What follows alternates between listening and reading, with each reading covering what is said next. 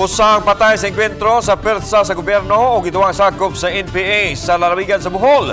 Alas 6 ganang buntag na hitabo ang sinukliay sa bala sa may barangay Tabuan sa lungsod sa Antiquera ug sa utlanan sa silangang lungsod sa San Isidro.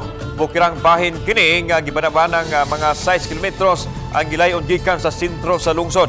Matod sa investigador on case sa Antiquera Police, Police Senior Master Sergeant John Vin Cuaton, sa pag-operate sa kasundaluhan, may gikuengkwentro silang ni sangpot sa Pinusilay nga milungtad og 5 minutos.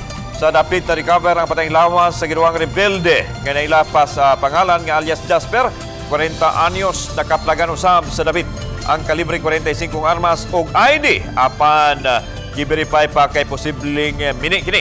Nakuha sa dapit ang patayng lawas og giproseso na sa taga-Suko.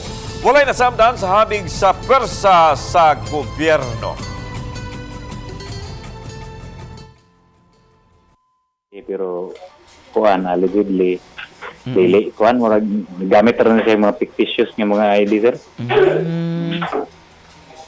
Pero verified siya sa kuan sa mga asset sa atuang kuan kasundaluhan nga siya alias Jasper. Posible sir, posible na ni sila kuan sir, mga remnants ni sila sa kuan sir sa grupo sa